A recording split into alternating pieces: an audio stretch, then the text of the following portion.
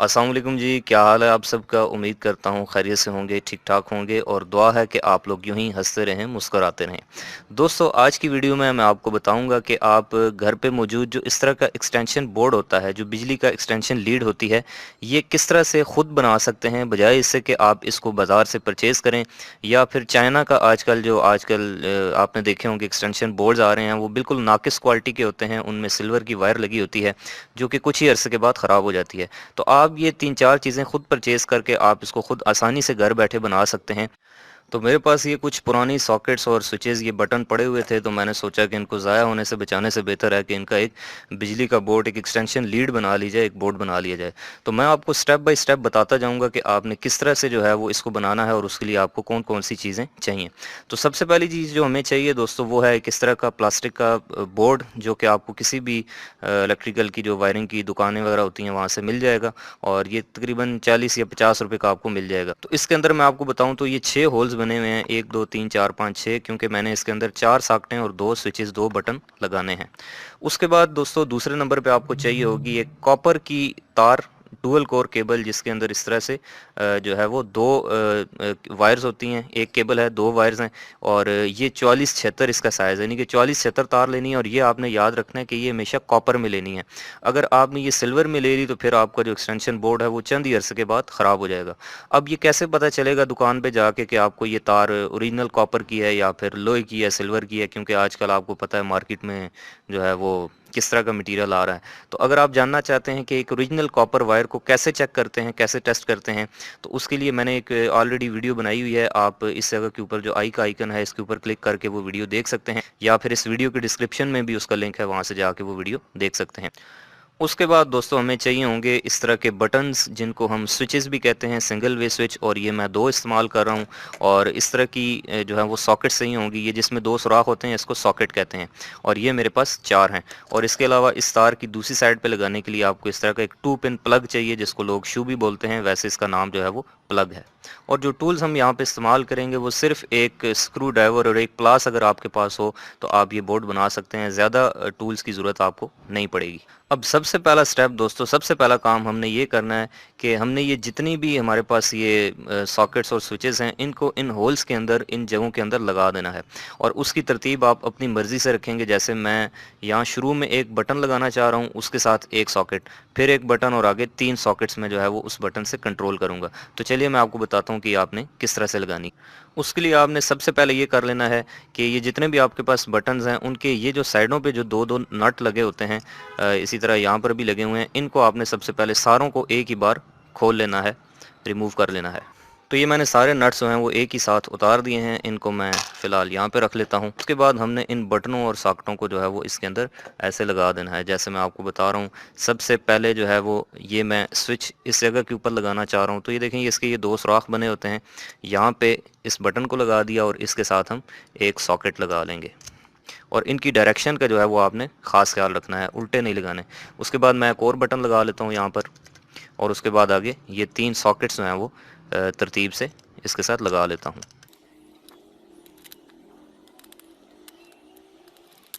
इनको इस तरह से सेट करने के बाद, लगाने के बाद, इनकी जो दूसरी साइड है, इसके ऊपर हमने जो ये नट उतारे थे, ये सारे इनकी साइड्स के ऊपर लगाकर इस तरह से टाइट कर देने हैं ताकि ये बाहर ना निकले।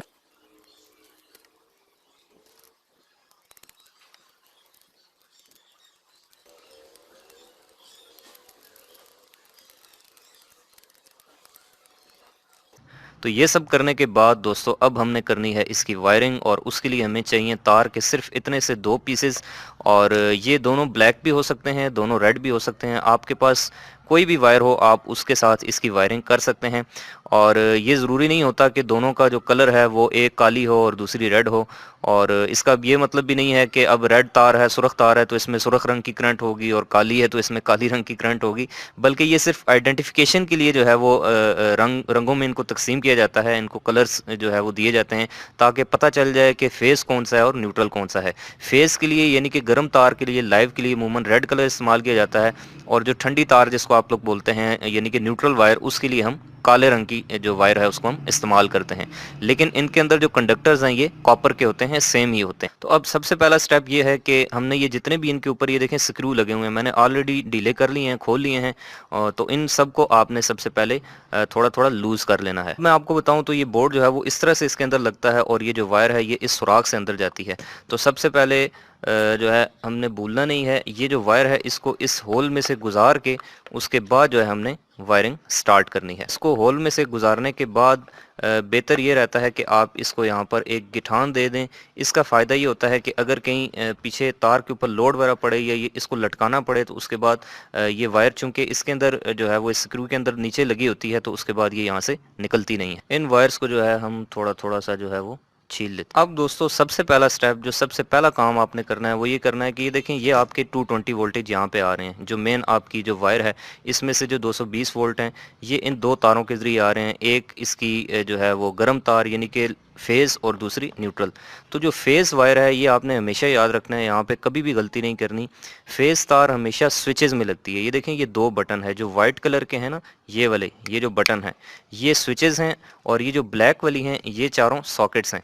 तो जो फेज़ वायर है ये हमेशा पहले आएगी स्विच की एक साइड पे, आप नीचे वाली साइड पे दे दें तो यहाँ पे आपने लगा देनी है और उसके बाद दूसरे स्विच की भी नीचे वाली साइड जो इनपुट साइड है उसके ऊपर हमने लगा देनी है। यानी कि जो फेज़ है ये इस स्विच की भी इनपुट पे दे देना है, दूसरे स्विच की इनपुट के ऊपर भी दे देना है। अभी देखें ये फेज़ इस स्विच में भी आ रहा है और यहाँ से इसके ऊपर भी देने के लिए मैं एक तार का छोटा सा जो टुकड़ा है वो इसके साथ इस्तेमाल करूँगा। अब ये जो वायर का टुकड़ा है दोस्तों इसको हम इस स्विच की इनपुट पे यहाँ पे लगा देंगे और अब जो फेज़ है वो इस वायर से होकर इस स्विच को इनपुट देगा और यहाँ से इस वायर के ज़रिए इस दूसरे स्विच की इनपुट के ऊपर आ जाएगा।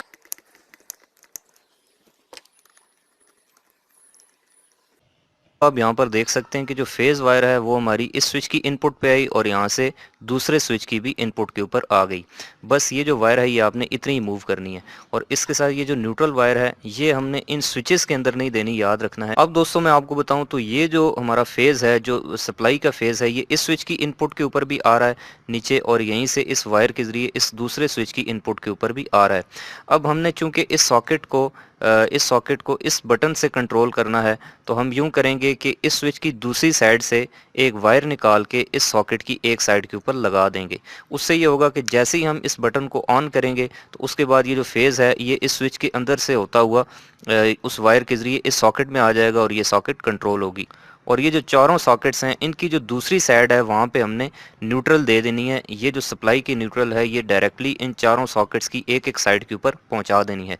तो चलिए पहले ये जो न्यूट्रल वायर है इनको इस सॉकेट्स के साथ लगा लेते हैं। तो उसके लिए ये वायर आपने इस एक सॉकेट में देनी है और उसके बाद एक लंबी वायर के ज़रिए इन चारों सॉकेट्स को कॉमन कर देना है ताकि ये न्यूट्रल जो है वो इस सॉकेट में और उसके बाद इन तीनों सॉकेट्स के अंदर भी चली जाए। तो अब दोस्तों ये जो न्यूट्रल वायर है इसको हम इस पहली सॉकेट के अंदर इस तरह से इंसर्ट कर लेते हैं और अब ये एक वायर मैंने इस तरह से इसकी शेप दे दी है और ये इस न्यूट्रल को यहाँ से आगे इन तीनों सॉकेट्स के साथ कॉमन कर देगी।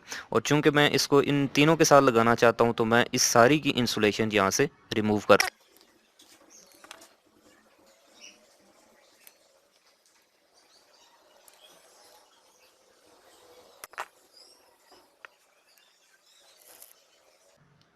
तो अब दोस्तों ये जो वायर है ये हमने चूंकि इन सारे टर्मिनल्स के साथ कॉमन करनी है तो उसके लिए अब मैं इस वायर को जो है वो इन तीनों सॉकेट्स के इन टर्मिनल्स के अंदर से गुजार लेता हूँ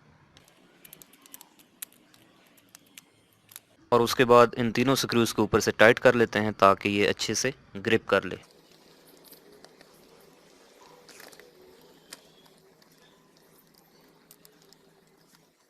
इसके बाद इसका ये जो दूसरा टर्मिनल है इसको यहाँ पे लगा लेते हैं जहाँ पे जो मेन न्यूट्रल जो हमारी ब्लैक वायर है वो आ रही थी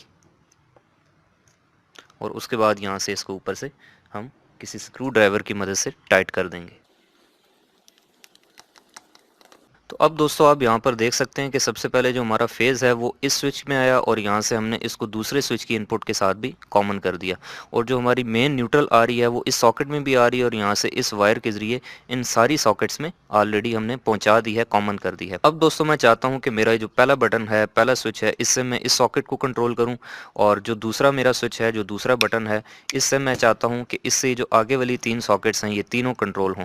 तो उसके लिए मैं यूँ करूँगा कि इस स्विच की दूसरी साइड से एक वायर निकाल के इस सॉकेट में दे दूँगा और यहाँ से एक वायर निकाल के इन तीनों सॉकेट्स में दे दूँगा। तो उसके बाद जब हम पहले स्विच को ऑन करेंगे तो सिर्फ ये वाली सॉकेट चलेगी और दूसरे स्विच को ऑन करेंगे तो उससे अगली तीनों सॉकेट्स चलना शुरू हो जाएंगी। तो इस बटन से, इस स्विच से हमने एक वायर निकाल के इस सॉकेट को कंट्रोल करने के लिए छोटा सा एक वायर का टुकड़ा काट लिया है, पीस काट लिया है। तो इसको मैं यहाँ पे इस जगह के ऊपर लगा दूँगा।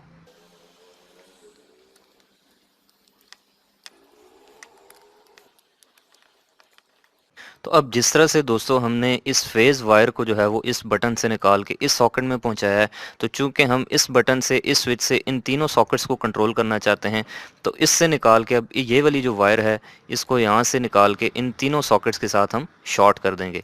तो इसकी जो एक टर्मिनल है ये मैं इसके अंदर लगा लेता हूँ, यहाँ पे इस टर्मिनल के अंदर, और यहाँ से इस सारी की इंसुलेशन उतार के इन तीनों टर्मिनल्स को आपस में कॉमन कर देता हूँ, शॉर्ट कर देता हूँ।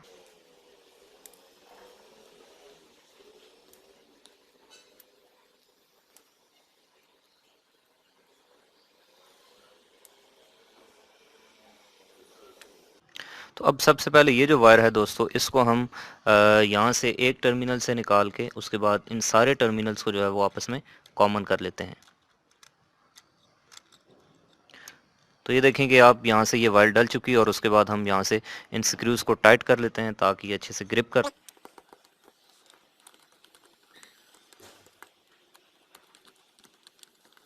तो आप देख सकते हैं दोस्तों कि हमारी जो वायरिंग है ये कंप्लीट हो चुकी है। सबसे पहले जो फेज़ वायर है वो हमारी इस पहले बटन में आई है यहाँ से, और यहाँ से दूसरे बटन में भी इसके नीचे वाली साइड पे, दोनों के नीचे वाली साइड पे चली गई है। और उसके बाद हमने चूंकि इस सॉकेट को इस बटन से कंट्रोल करना था तो हमने इसकी दूसरी साइड से इसमें दे दी वायर, और इसकी दूसरी वायर से आगे इन तीनों सॉकेट्स को कॉमन कर दिया। और जो हमारी मेन न्यूट्रल वायर थी वो हमने चारों सॉकेटों में जो है वो कॉमन करके दे दी। तो चलिए अब मैं आपको इसको टेस्ट करके बताता हूँ कि ये किस तरह से काम करेगा। सबसे पहले हम इसको यहाँ से 4 स्क्रूज की मदद से जो है वो बंद कर देते हैं।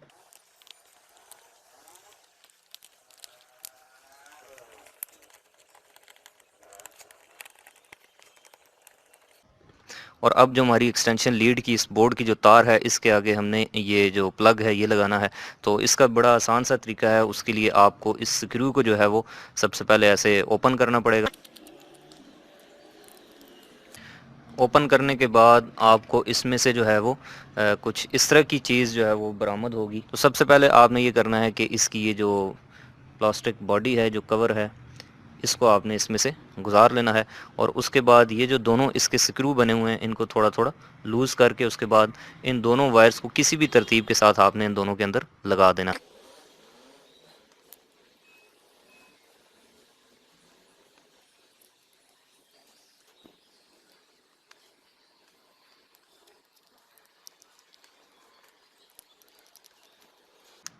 तो अब दोस्तों हमारा ये जो एक्सटेंशन बोर्ड है, जो एक्सटेंशन लीड है, ये बन के तैयार हो गई है। तो चलिए मैं आपको इसको टेस्ट करके बताता हूँ।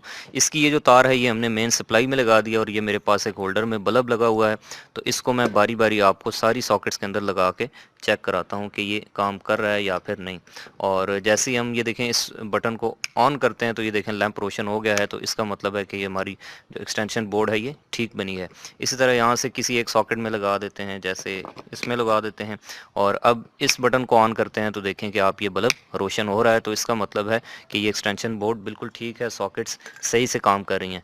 और मैं अगर आपको मल्टीमीटर के जरिए इसमें वोल्टेज मेजर करके दिखाऊं तो आप देखेंगे कि इसमें 220 वोल्ट जो है वो आ रहे होंगे। तो इसको ऑन कर लेते हैं और उसके बाद आप देख सकते हैं कि यहाँ पर मल्टीमीटर 230 वोल्ट शो कर रहा है। इसी तरह से अगर दूसरी सॉकेट के अंदर चेक करें तो यहाँ पे भी 230 वोल्ट आ रहे हैं। तो दोस्तों मैं उम्मीद करता हूँ कि आपको पता चल गया होगा कि हम खुद जो है वो चीज़ें ख़रीद के बाज़ार से किस तरह से घर बैठे एक्सटेंशन लीड या एक्सटेंशन बोर्ड बना सकते हैं। तो अगर आपको ये वीडियो अच्छी लगी है और आपको ये तरीका समझ आया है तो आप इसको लाइक करें वीडियो को और अपने दोस्तों के साथ शेयर करें। और अगर आप चाहते हैं कि आपको आइंदा भी इस तरह की इंटरेस्टिंग वीडियोज़ जो इलेक्ट्रिकल से रिलेटेड हैं वो मिलती रहा करें, तो आप मेरे इस यूट्यूब चैनल एजे इलेक्ट्रिक को सब्सक्राइब करके बेल आइकन दबा लें। मिलते हैं नेक्स्ट वीडियो में, तब तक के लिए अपना बहुत सा ख्याल रखिएगा। अल्लाह हाफ़िज़।